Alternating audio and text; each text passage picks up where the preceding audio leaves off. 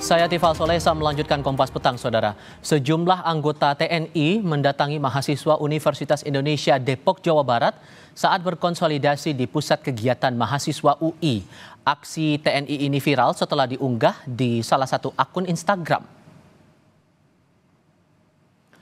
Aksi sejumlah anggota TNI yang Anda lihat ini viral setelah diunggah akun Instagram @pantauaparat. Para mahasiswa disambangi Komandan Kodim 0508 Depok. Saat itu para mahasiswa sedang berkonsolidasi di Pusat Kegiatan Mahasiswa UI Depok pada Rabu 16 April 2025 pukul 11 malam waktu Indonesia Barat.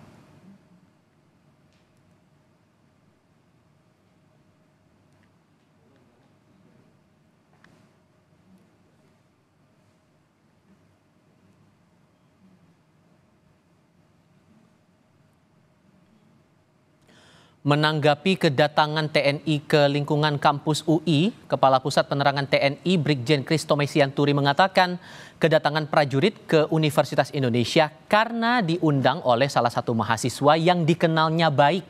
Undangan itu ditujukan untuk Komandan Distrik Militer Dandim 0508 Depok.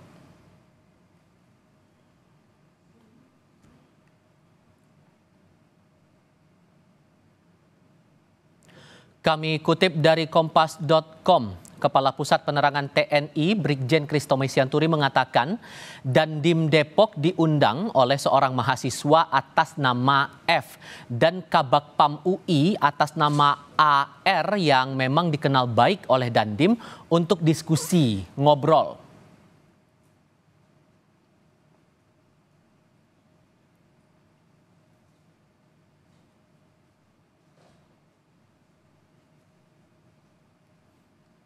Ia menambahkan tidak ada kegiatan TNI yang memantau kegiatan diskusi mahasiswa di UI.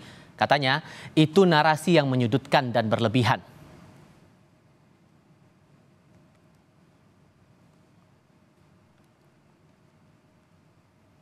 Sementara di Semarang, Jawa Tengah beredar video kedatangan orang tak dikenal dalam forum diskusi yang digelar kelompok studi mahasiswa Wali Songo dan forum teori dan praktik sosial di Auditorium 2 Kampus 3 Universitas Islam Negeri Wali Songo, Semarang, Jawa Tengah pada Senin 14 April lalu.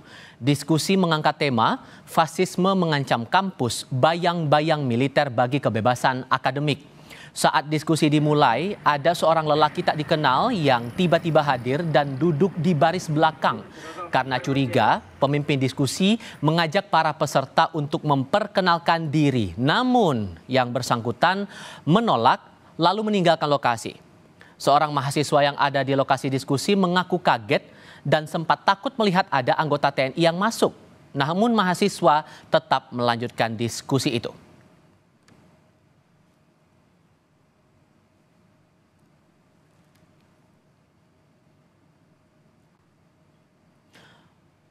Tak berselang lama, petugas keamanan kampus mencari penanggung jawab diskusi. Bersama petugas keamanan itu turut datang seorang anggota TNI. Anggota TNI yang datang kemudian menanyakan identitas rektor KSMW dan tema diskusi yang dilaksanakan.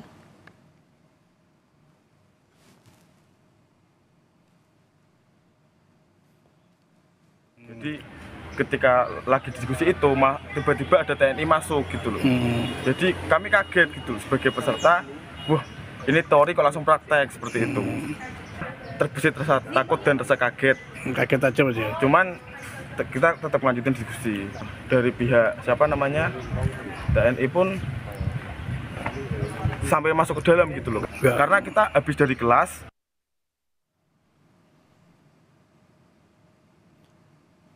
Menanggapi hal itu lewat rilis kepada media, Kepala Dinas Penerangan Angkatan Darat Brigjen Wahyu menyatakan Babinsa hadir di sekitar kampus hanya untuk monitoring wilayah karena sebelumnya beredar pamflet undangan diskusi yang bersifat terbuka untuk umum. Itu bagian dari tugas Babinsa dalam menjaga keamanan dan ketertiban wilayah binaannya. Ia menambahkan, kami tegaskan orang dalam video tersebut bukan anggota kami. Kehadiran Babinsa pun hanya 1 orang dan itu pun berada di luar forum diskusi. Menteri Pendidikan Tinggi, Sains dan Teknologi Brian Yuliarto mengaku tidak khawatir dengan fenomena masuknya tentara ke lingkungan kampus. Menurutnya, perguruan tinggi bersifat terbuka untuk berbagi gagasan termasuk dengan TNI.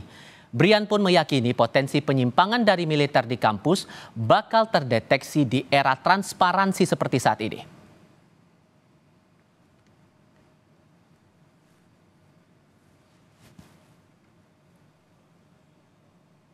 Militer masuk ke perguruan tinggi ada intimidasi atau lain-lain, Pak? Tidak ya, rasanya sekarang kan sudah era keterbukaan. Kalau ada hal-hal yang penyimpangan itu mudah terbuka. Jadi kita juga perlu melihat sisi positif setiap institusi atau setiap pihak.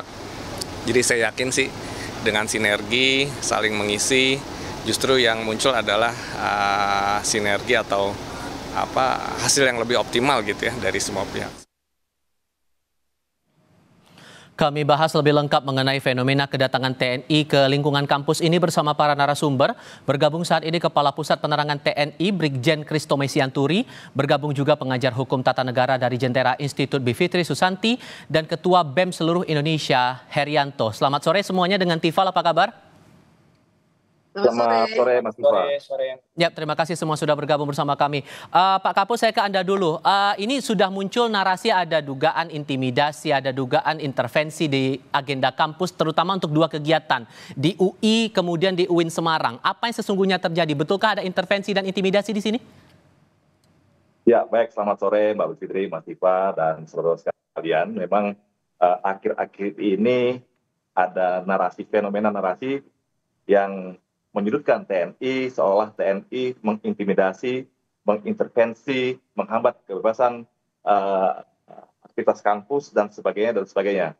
Tapi yang perlu kita jelaskan di sini bahwa kegiatan-kegiatan Babinsa yang di UIN Wali Songo, kemudian di Dandim yang di UI, janganlah berpikiran bahwa TNI mengintervensi atau mengintimidasi. Dari mana teman-teman tadi begitu cepatnya menyimpul itu? Saya kasih contoh yang di UI misalnya. Di UI itu Dandim menerima WA untuk ajak berdiskusi oleh seorang mahasiswa inisialnya F dan Kabakam UI berinisial AR. Nah, karena F ini sudah dikenal baik oleh Dandim, maka Dandim menyanggupi untuk datang untuk ngobrol bersama mereka. Tidak ada rencana Dandim untuk mengintervensi apapun, mencampuri urusan diskusi yang ada di kampus itu, ya. Kemudian ketika pulang, dan juga diantar oleh teman-teman mahasiswa tadi dengan bersalaman seperti yang kalau kita lihat diunggah di media sosial itu, Dani bersalaman dengan para teman-teman mahasiswa dalam keadaan tersenyum, ya, tidak intimidasi itu. Nah, justru siapa nih orang-orang yang diam-diam memotret, kemudian membuat narasi miring seolah-olah TNI mengintimidasi mahasiswa, mengintervensi kegiatan mahasiswa.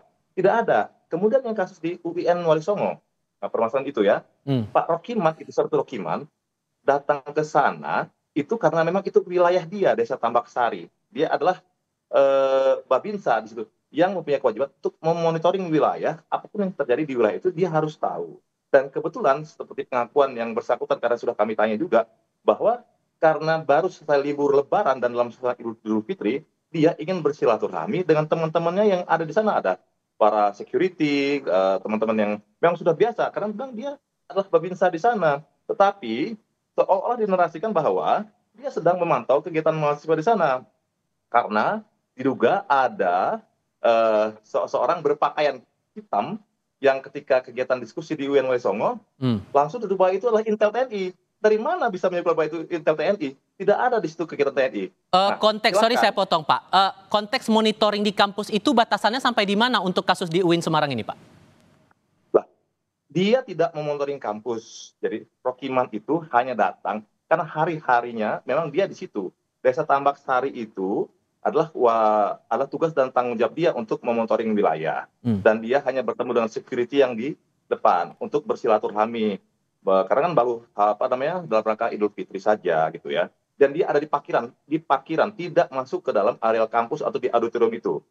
Nah, itu yang perlu diketahui bersama ya. Jadi dia tidak dalam rangka itu, gitu. Tiba-tiba dinarasikan seperti itu karena ada orang yang diduga sebagai intel katanya yang masuk ke dalam diskusi. Nah, itu siapa? Nah, kan ada fotonya, ada gambarnya. Silakan cari. Dan tidak ada anggota TNI yang diperintahkan untuk itu sampai hari ini. Gitu ya. Oke, jadi dipastikan orang berkaos hitam dalam lingkungan acara di UIN Semarang itu bukan anggota TNI ya Pak? Bukan, kita pastikan itu bukan. Oke, atas penjelasan ini Mbak Bivit sejauh mana Anda mencermati itu Mbak? Baik, terima kasih atas penjelasannya. Jadi memang yang harus dipahami adalah suasana hari-hari ini semua sedang merasa was-was.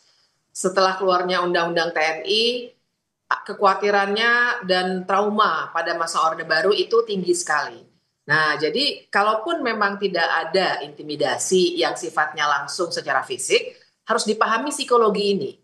Seringkali akhirnya harus dipahami relasi antara TNI dengan warga biasa yang tidak bersenjata, tidak punya kekuatan, tidak punya pasukan, itu memang sangat-sangat sangat besar begitu ya perbedaannya, sehingga seringkali intimidasi itu timbul secara psikologis. Barangkali tidak langsung ada catatan misalnya yang betul-betul kelihatan mencatat begitu ya, atau di gadget dan lain sebagainya, tapi tetap saja kehadiran militer di wilayah-wilayah kampus maupun wilayah-wilayah tempat aktivis berkumpul pasti menimbulkan perasaan terintimidasi. Nah, jadi kalau buat saya sih bahwa ada pencatatan ini, saya kira ini kan bukan hal yang baru juga. Semuanya paham bahwa mulai dari awal represi yang dilakukan terhadap kawan-kawan mahasiswa ini di jalanan maupun di berbagai tempat lainnya membuat rasa trauma itu tinggi. Jadi tidak hanya Orde Baru ya, tapi juga akhir-akhir ini memang intimidasi yang sifatnya di tempat lain memang ketika aksi dan lain sebagainya, tapi itu kan menimbulkan trauma yang tinggi. Jadi dalam situasi seperti itu memang sebaiknya sangat dihindari, tidak boleh sama sekali tentara masuk. Kalaupun tadi Pak Kapuspen bilang masih di ruangan belum masuk kampus kok di tempat parkir. Maka dari itu dari sekarang bahkan jauh-jauhlah sama sekali kalau ada yang mengundang, kalaupun itu mahasiswa kita belum tahu mahasiswanya yang mana, apakah itu ternyata mahasiswa yang bekerja sama dengan tentara misalnya, tapi kalaupun ada undangan seperti itu jauhi dulu. Karena meskipun konteksnya, sorry Mbak saya potong, meskipun konteksnya Babinsa ini mengerjakan tugasnya untuk memonitoring kegiatan yang ada di sekitarnya. Nah ini yang harus diklarifikasi juga, karena kan sebenarnya tugas Babinsa ataupun tugas tentara pada umumnya adalah pertahanan. Kalau memang ada hal-hal yang ingin dipantau dari aspek keamanan, misalnya ada perangkat lainnya. Dan yang kedua, kampus itu sejauh apa sih bisa menimbulkan sesuatu yang berakibat pada pertahanan. Nah jadi juga saya kira ada penerimaan secara berlebihan tentang tugas-tugas memantau itu apa. Sehingga tentu saja tidak bisa dipungkiri kalau kawan-kawan mahasiswa, kawan aktivis juga merasa terintimidasi dengan itu. Kalau dari BMSI sendiri sesungguhnya apa yang dibaca dari sini semua? Tadi kan sudah dijelaskan oleh Pak Christomay. Sejauh mana Anda mencermati kasus-kasus ini terutama di UI dan UIN Semarang itu, Mas Heri? Ya, terima kasih Mas. Dari narasi Kodim tadi, kita melaporkan bahwa kegiatan yang ada di UIN Wolisongo dan UIN itu bukan hanya 2 kampus itu saja. Banyak masih di kampus-kampus yang memang notabene yang kita duga anggota TNI, bahkan ada kemarin yang ngechat kampus ITPLN Jakarta mengatasnamakan dari TNI untuk berdiskusi di kampus katanya. Kenapa harus di kampus? Karena ini yang menjadi ketakutan kita mengambil referensi dari sejarah tadi Orde Baru, ketika para TNI yang tugasnya untuk menjaga ketahanan negara ini masuk ke ranah-ranah akademik, ranah-ranah kampus. Padahal itu bukan tupoksinya kan. Karena setiap diskusi-diskusi di kampus adalah bagaimana kewajiban dan haknya mahasiswa menyampaikan pendapat dan serikat. Namun menjadi kekhawatiran kita ini dekat-dekat ini karena isu-isu RUU TNI kemarin ya. Banyak sekali anggota-anggota TNI yang masuk bahkan bukan hanya intervensi secara langsung ya. Namun ada beberapa TNI menanyakan yang tidak kepada mahasiswa. Dia menanyakan bagaimana tema diskusi, kemudian menanyakan berapa anggotanya. Hal itulah yang menimbulkan rasa kekhawatiran di peserta-peserta datang. Barangkali itu yang maksud kami adalah intimidasi, memperdalam bagaimana pengetahuan itu, Mbak. Oke, atas kekhawatiran ini Pak Christo, ini sejauh mana meresponnya? Terlebih tadi ada pandangan dari Mbak Bivit masalah tugas Babinsa itu yang rasanya kalau saya ambil kesimpulannya terlalu jauh juga sampai ke kampus. Itu gimana ngeresponnya Pak? Ya, jadi gini Mbak, kalau ketakutan terhadap TNI akan bagi kursi ABRI seperti dulu zaman Orba, ini menurut saya sesuatu ketakutan yang terlalu berlebihan lah. Hari ini silakan didata berapa jumlah sih prajurit TNI yang pernah hidup dan meninggal di zaman Orde Baru. Saya, seorang Kapus Pen TNI, Brigadir Jenderal TNI, saya lulusan Akmil tahun 97, saya saja tidak pernah menikmati nikmatnya di kursi ABRI. Terus akan kembali ke sana, ngapain? Apa? Jadi itu selalu berlebihan lah. Dan hari ini kerjasama antara mahasiswa dengan tentara itu sudah rutin kita kerjakan. Kita lakukan dan ada simbiosis mutualisme di situ. Contoh hari ini adalah kami misalnya TNI AD bekerja sama misalnya dengan TNI bekerja sama dengan universitas tertentu untuk mengembangkan drone, spin-off technology itu nama teorinya. Kemudian kami juga bekerja sama dalam pengembangan radar. Kami juga bekerja sama dalam mengembangkan beberapa alutsista kami dengan menggandeng universitas. Apakah itu militerisasi? Apakah itu harus dilakukan? Tidak. Dan kami juga sering mengundang beberapa teman-teman dari mahasiswa misalnya untuk datang ke institusi TNI untuk berdiskusi, fokus group discussion, datang ke akademi TNI untuk kita berdiskusi, melaksanakan seminar. Terus apa yang menjadi ketakutan? Tidak. Jadi itu terlalu menurut saya sesuatu yang terlalu berlebihan lah. Termasuk monitoring Babinsa yang dibilang terlalu jauh itu, Pak? Apa? Kalau soal monitoring Babinsa yang terlampau jauh sampai ke kampus itu juga gimana? Jadi kalau Babinsa itu dia hanya monitoring di wilayahnya, bukan kampus, bukan kampusnya, di wilayahnya. Ada kejadian kematian, kedukaan, kecelakaan. Dia juga tahu kan ada Sosbud Hankam yang harus dia catat di situ. Berapa jumlah penduduk yang ada di sana, berapa yang beragama Islam, berapa yang beragama Kristen, berapa yang sarjana, berapa yang tidak, berapa pekerja. Itu seorang Babinsa dia monitor sesuai dengan wilayah tanggung jawabnya, gitu ya. Dan itu diatur oleh undang-undang, gitu ya. Jadi saya rasa kalau apalagi dikaitkan dengan revisi undang-undang TNI, itu menurut saya terlalu berlebihan. Nah, hari ini kalau kita jabarkan undang-undang TNI itu sudah jelas ya, tugas-tugas TNI itu apa saja. Justru pembatasan kewenangan tugas-tugas TNI dalam Undang-Undang Nomor 34 Tahun 2004 atau Undang-Undang Nomor 3 Tahun 2025 yang sekarang sudah disahkan. Mbak Bivit, merespon tadi jawaban terutama untuk relasi hubungan antara TNI terutama dengan lingkungan kampus. Ini sejauh mana Anda mencermati itu? Ya, dua hal ya Mas ya. Yang pertama itu bagi perkembangan ilmu pengetahuan memang dimanapun di seluruh dunia ini biasanya tidak ada relasi yang harusnya dibangun secara khusus antara tentara dimanapun ya, bukan di Indonesia saja, dengan kampus. Kecuali misalnya kalau dikatakan oleh Pak Kapus Pen tadi ada perkembangan drone, teknologi dan lain sebagainya, iya. Tapi yang kita bicarakan di sini adalah dalam proses pembelajaran.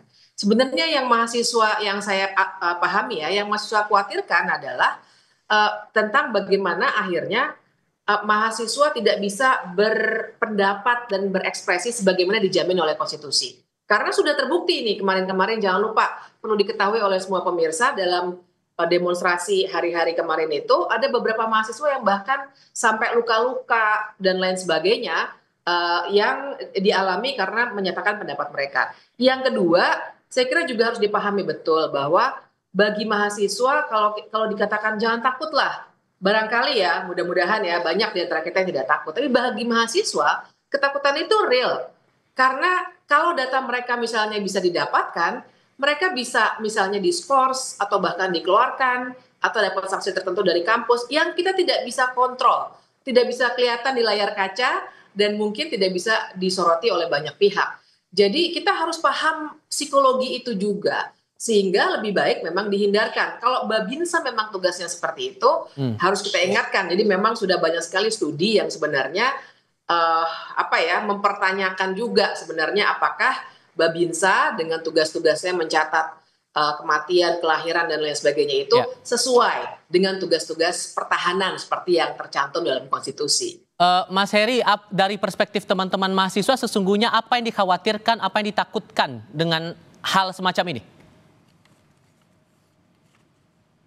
Ya Mas, kembali lagi ke tadi bahwa fungsi kampus itu adalah tempat berpikir kita ya, secara kritis, berekspresi dan sebagainya. Ketika ranah-ranah militer masuk ke dalam kampus, ini merubah iklim kebebasan kita berpendapat, ada ketakutan dan sebagainya. Kemudian kalau kita mengacu ke landasan hukum, bagaimana TNI ketika tidak diundang secara resmi oleh pihak kampus ataupun pihak yang berwenang penyelenggara diskusi, itu sudah melanggar undang-undang TNI, bahkan undang-undang HAM di sana. Nah, yang tadi ada narasi mengatakan bahwa ada pihak mahasiswa yang mengundang anggota TNI untuk berdialog. Apakah itu benar mahasiswa? Karena dari pengakuan kita sesama berkonsolidasi, berdiskusi itu, dia tidak dianggap mahasiswa. Bahkan tidak ada pengakuan di internal kita itu udah mengundang mahasiswa. Ini kan ada, bahasanya ada mengadu domba mahasiswa dengan TNI. Nah, sehingga itulah yang harus dipertegas oleh TNI untuk menjaga anggota-anggota militer agar tidak masuk ke ranah pendidikan. Karena bagi kami adalah ranah pendidikan adalah ranah yang aman, kondusif untuk kami menyampaikan ruang pendapat dan ekspresi kami. Tapi belajar dari dua kasus yang di UI dan UIN Semarang ini, di teman-teman BEM SI ataupun juga mahasiswa secara umum, apakah ada ketakutan untuk membahas hal yang berhubungan langsung dengan lingkungan militer, membahas langsung soal isu-isu TNI? Jelas Mas, jelas itu akan menjadi ketakutan kami. Karena yang menjadi intervensi yang kami maksud adalah ketika menanyakan hal yang mendalam tadi, ketika kita berkonsolidasi ditanyakan jamnya, ditanyakan apa aja poin tuntutannya, ditanyakan kapan turun aksi, kapan dialog dan sebagainya, itu kan mendalami. Artinya ketika kita mau ada skenario ke depan, tiba-tiba saja dia mendapat data, itu bisa dicegah. Itu kan membatalkan gerakan-gerakan kita ke depan dalam membawa arah bangsa ini jauh lebih baik. Itu ketakutan kita, Mas. Oke, Pak Kristo, apa yang berarti bisa diberikan? Oke, Pak Kristo, apa yang bisa diberikan jaminan kepada publik, terutama kalangan yang ada di lingkungan kampus, bahwa ya kebebasan berekspresi tetap dijaga di lingkungan pendidikan tinggi? Ya, hari ini TNI itu sudah berbeda dengan TNI Orde Baru ya. TNI kami mendukung supremasi sipil, mendukung hidup di alam demokrasi. Kemarin ada contoh yang bagus antara kerjasama antara mahasiswa dengan TNI seperti yang di Sumatera Utara. BEM, beberapa universitas di Sumatera Utara berdiskusi, mengadakan seminar bersama-sama dengan Pangdam dan Kodam di sana. Itu contoh-contoh yang bagus kerjasama antara TNI dengan mahasiswa. Termasuk misalnya dari kami juga beberapa kali diminta untuk mengajar, dijadikan narasumber di kampus. Kami juga menggunakan seragam seperti ini, tidak itu bukan bagian dari intervensi, bahkan kami diundang untuk itu, untuk menjadi narasumber. Kan tidak masalah di situ dalam lingkungan akademik ya, dalam batasan lingkungan akademik ya. Kemudian juga misalnya, kenapa sih TNI harus masuk kampus dengan menggunakan seragam? Kami trauma. Lah inilah seragam kami sama seperti seragam yang juga misalnya oleh teman-teman ojek online, seragam PLN, ya nggak ada masalah masuk kampus gitu. Karena justru dengan kami menggunakan seragam berarti identitasnya jelas, pangkatnya jelas, dari satuannya jelas, bisa di tracking, bisa dicari di mana orang itu berada gitu ya. Jadi saya berharap kepada teman-teman mahasiswa juga tidak usah takut yang berlebihan. Ya. Justru kami sangat berharap bahwa kampus itu adalah mitra strategis karena teman-teman mahasiswa punya nalar yang kritis untuk dalam berpikir dan bertindak gitu ya.